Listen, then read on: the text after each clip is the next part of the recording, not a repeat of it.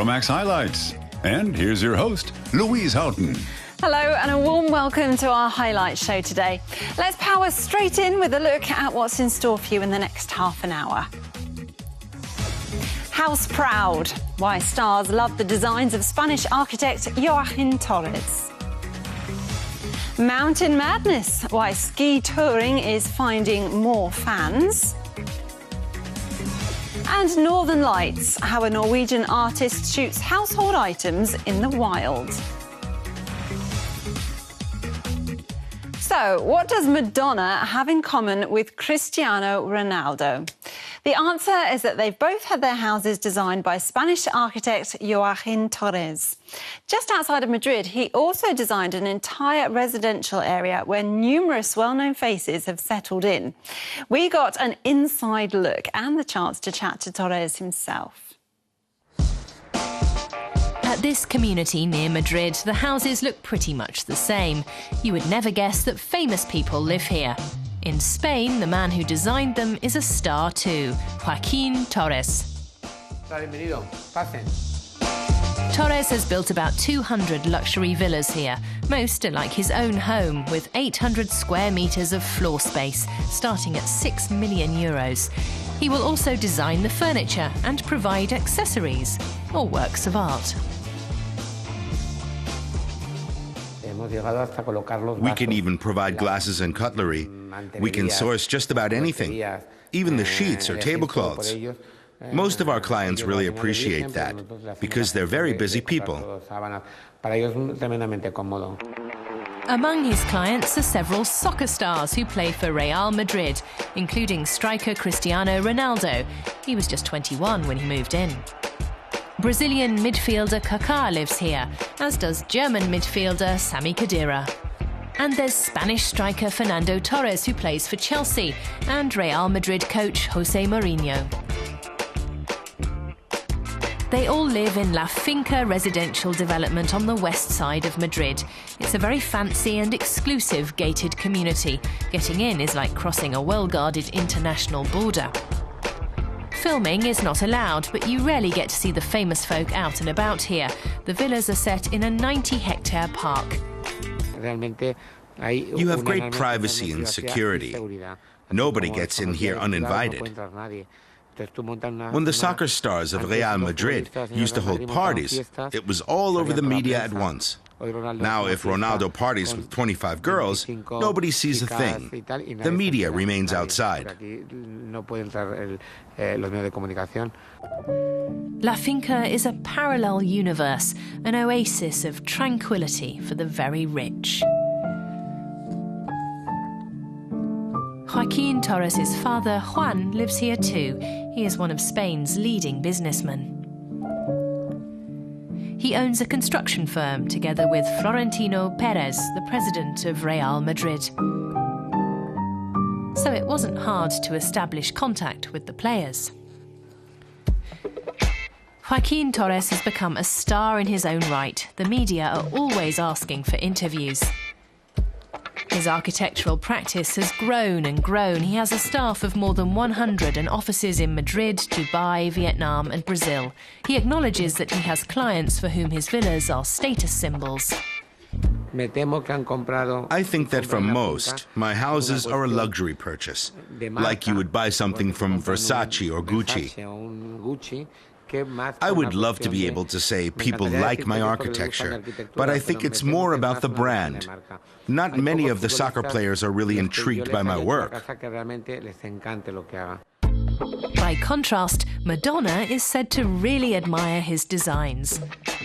This is the house Torres built for her in Dubai. She told me the light in Dubai is too bright for her.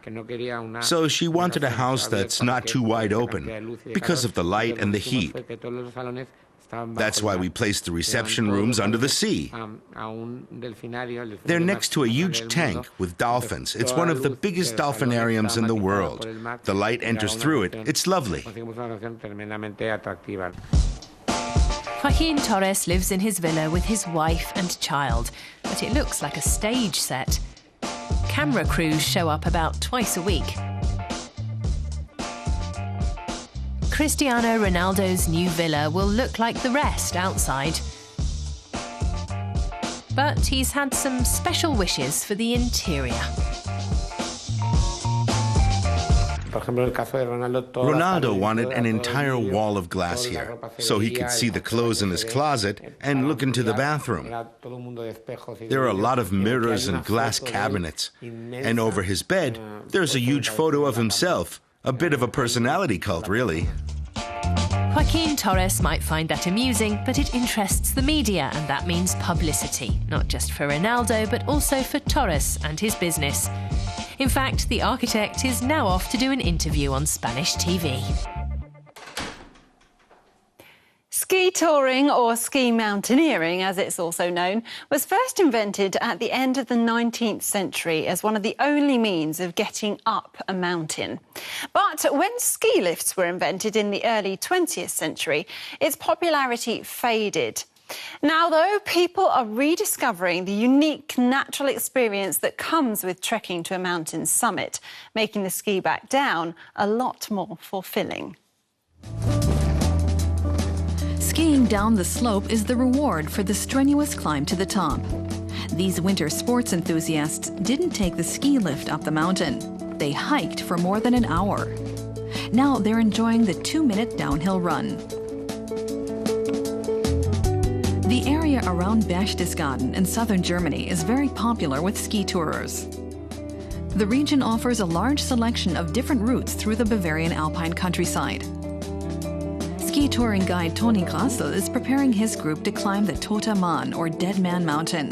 It's 10 kilometers from Berchtesgaden and covered in conifers right up to the summit. Anyone can come along as long as you can ski and have the right equipment. Bei der Ausrüstung ist zu achten, dass man eine Skitourenausrüstung hat. You have to have ski touring equipment. Die entsprechende Tourenbindung. That consists of touring skis with proper touring bindings, so your heels are free. Then you need climbing skins and touring boots, which give you more freedom than normal ski boots, and ordinary ski poles. The climbing skins made of artificial hair are the most important because they keep you from sliding backwards when you're trying to go uphill. Victoria Bizans regularly goes ski touring in winter. For me, it's the feeling of climbing, of exercising in nature. The kind of movement you do when you go ski touring is very special, and then you've really earned your downhill run, usually in solitude. A day tour with an experienced guide costs about €200. It's important to know about avalanche and weather conditions before you start. Today, conditions are ideal. 20 centimeters of new snow. That means nobody's left any traces in it yet.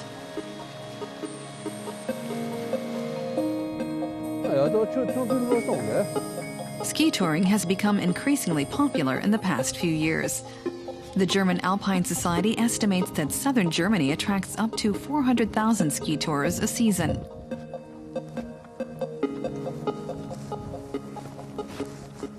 Ski touring is very popular because it offers physical activity in the open countryside. What I really value about ski touring is the experience of moving in the mountains. Whether the tour is easier or more challenging, you have the mountains around you. The surroundings provide a unique and beautiful atmosphere.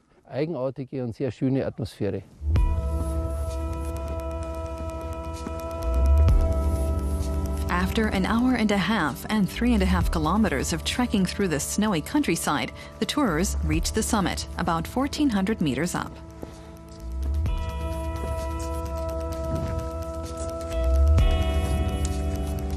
So,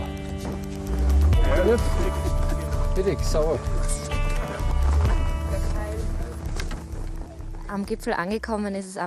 It's a great feeling when you reach the top and then get to enjoy skiing back down. That's exactly what I want from a ski tour. You suffer a bit and you exert yourself, and then you have the pleasure of skiing back down again. It feels great to reach the summit and change your gear, then ski back down or go into the ski hut. A snack and a cup of hot tea in the hut are part of the experience. The short break heightens your anticipation for the downhill run.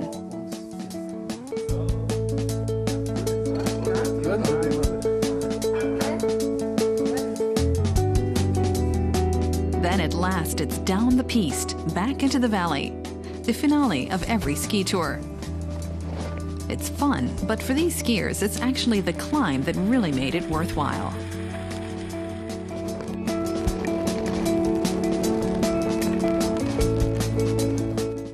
Parisian designers are known around the world for turning out ultra-chic collections. But Manish Aurora does things a little differently. Taking inspiration from his Indian roots, he's created a lasting impression with his colourful collections that have been worn by pop stars like Rihanna, Katy Perry and Lady Gaga. His looks continue to wow audiences, as we found out at Paris Fashion Week. Manish Aurora's collections are always a feast for the eyes. A vibrant mix of bold color and dazzling prints. His latest fall-winter collection is no exception. The Indian designer based in Delhi is a specialist in look-at-me fashion. A typical girl who wears my clothes, I would say, is somebody who is confident of herself, and she's sure and doesn't mind standing out in the crowd.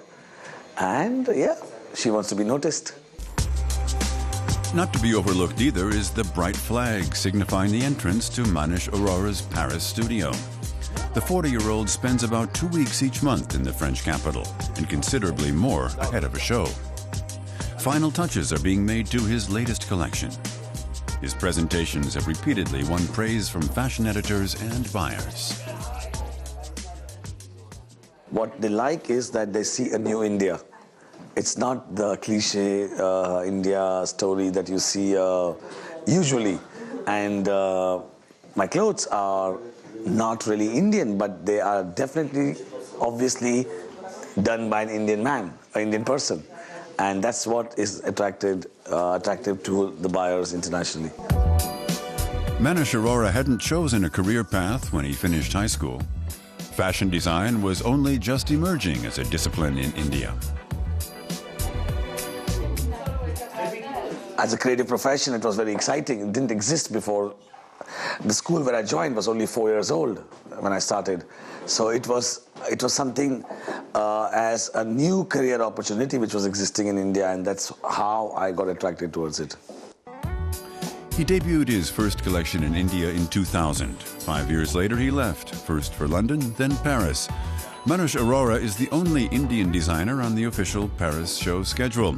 This elaborately embellished dress is his current favorite. First, it's all laser cut, so everything is planned to the measurement, and then we cut it by laser, and then it's all hand attached individually. It was quite it was complicated, but I think the end result is worth it. This is towards the end of the show. It's more like I think this should be the last dress of the show. A day later, it's almost showtime at the Palais de Tokyo Museum. And there's still work to be done. Backstage, assistants are making last-minute adjustments to clothes, ironing and stitching. High-profile guests are taking their seats.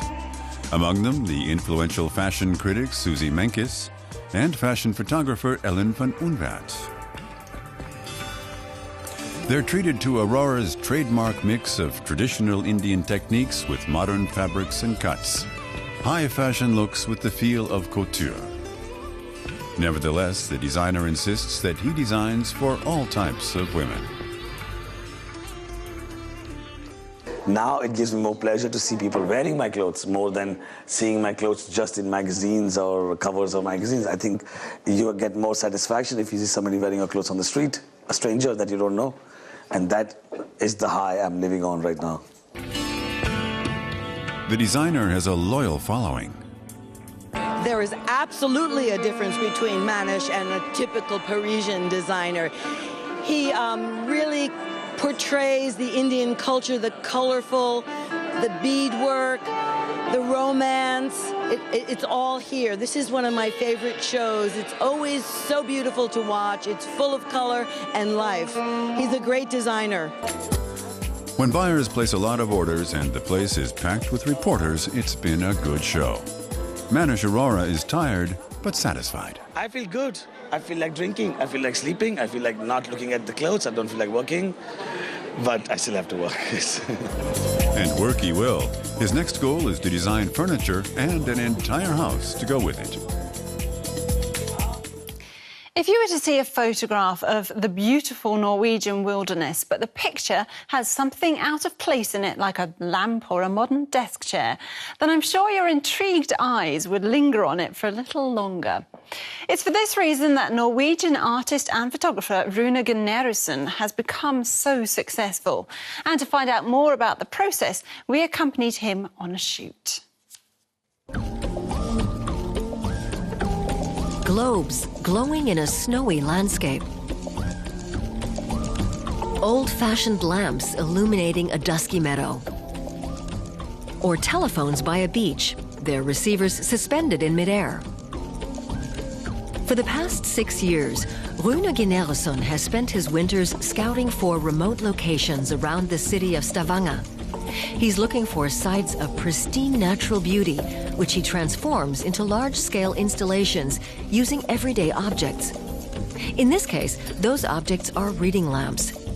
His work explores basic questions about people and their environment. When man invented fire, that was the moment where we started to reflect. Because we sat down around the bonfire with a lot of people, just looking into the fire. And just by the magic of the fire, we started to think about our own existence and reflect upon, why are we here, and all the big questions. That started then. So that's also an illusion of the light. Guneriussen has shown in galleries all over the world. His works fetch prices up to 10,000 euros.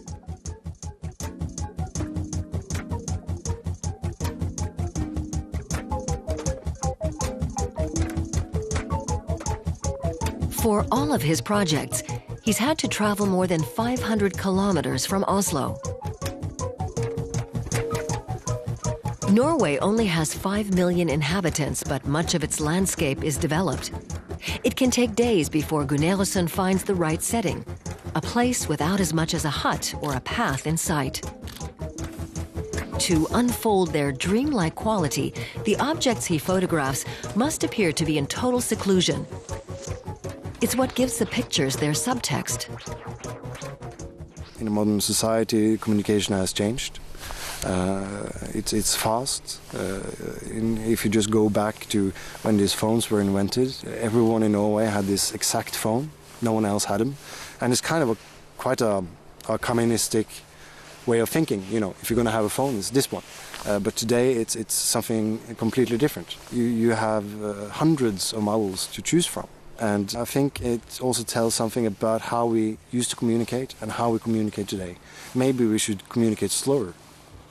I would like so. Once Guneriussen has found a suitable setting, he has to haul his objects there. He carries them on foot over difficult terrain. It takes him 2 days to mount 160 lamps in this tree. He stages the image with care, ensuring that the balance of light is just right. He also has to hide all the power cables to lend the photo an eerie atmosphere. The lamps need 8,000 watts of power, so Guneriussen has set up a generator. He uses an analog plate camera with extremely high resolution. The final image will be placed onto a large screen. I want people to get in close and see everything at the smallest details. And for me, that is important. Not just so much about the lamps, but people start all of a sudden looking at, the grass, because they can see it, on the picture, really crisp and sharp. And the small details in nature is all of a sudden something they pay attention to, which they wouldn't have done if you're just walking through it. No automatic shutter release, no auto-correction. A plate camera photographer needs to know exactly what he's after. Setting up the shot takes 2 hours, and timing is key. If it's too dark, it'll look like a Christmas card. Guneriussen needs to shoot during the so-called blue hour. The dusky light has transformative qualities. In transition, there is something magical happening. And for me, that's the point where the light and the nature works perfectly together. So when it's completely dark, it looks really awful, but you know, that little moment of transition is most interesting. And every human has been mesmerized by this. The artist takes 8 shots. Later, he'll pick his favorite image and make just 5 prints. The low edition is not a marketing strategy. The objects Rune Guneriussen photographs may be everyday items. The images they evoke, however, question the wisdom of mass production. Germans are known to drink a lot of beer, but statistics show they actually love their coffee even more. Filter coffee was invented here in Germany, and now coffee houses in Berlin are reviving the popularity of this style of brew. We got a taste of what's becoming something of a gourmet beverage.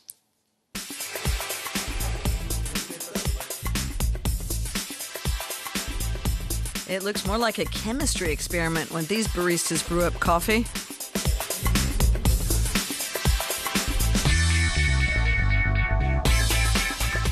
They use sophisticated techniques to get the best taste the coffee beans have to offer. Filter coffee is somehow the purest way to prepare and enjoy the beverage. That's what's special about filter coffee. You take the initial product and prepare it in its purest form, then savor it. A halogen lamp heats water in the siphon. Pressure forces the liquid up the tube, then it runs back down through a filter with coffee in it.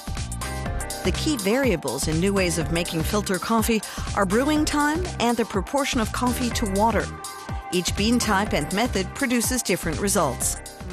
You can juggle it around, so to speak. You can choose a specific coffee and method for brewing it because you know exactly how you're playing with the taste components, and that's great fun.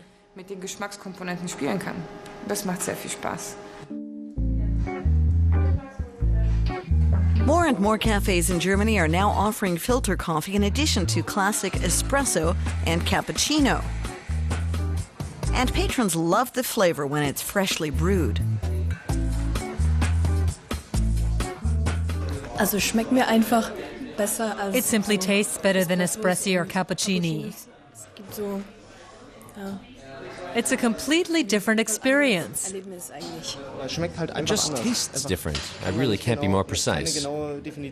It tastes different, and it's good. Filter coffee was invented in Germany. In 1908, Dresden housewife Melita Benz patented a system that later conquered the world. For decades, the white ceramic funnel and its paper filter symbolized Germany's refined coffee culture. It wasn't so bad, but Melita's sales plummeted when the filter coffee machine was invented. You know, the plastic one. The coffee machine. The gurgling monster that spattered filter coffee's reputation for taste. From the 70s onwards, coffee connoisseurs gravitated increasingly towards Italian-style espresso and cappuccino. Corey Andreen, however, has put filter coffee high on the menu of his Berlin cafe. He uses the AeroPress method. A plunger is used to push the mix of coffee grounds and water through a sieve. The taste of coffee is very complex. It's far more complex than wine. And you can tell so when you're drinking filter coffee. We want to make it easier for our customers to experience something different. When you get your coffee in a whiskey tumbler, you're not likely to immediately dump sugar and milk into it. The morning pick-me-up cup of Java is making its way into the gourmet world. Here it's enjoyment rather than speed that counts. People are becoming increasingly conscious of the quality of the coffee they drink. They want the good stuff.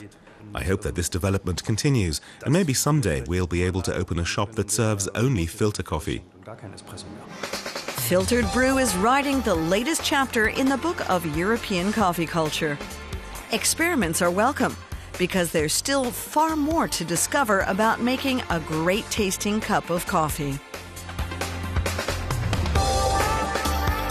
You can almost smell the coffee beans through the screen, can't you? Thanks for joining us today, everyone, and until next time, take care and goodbye.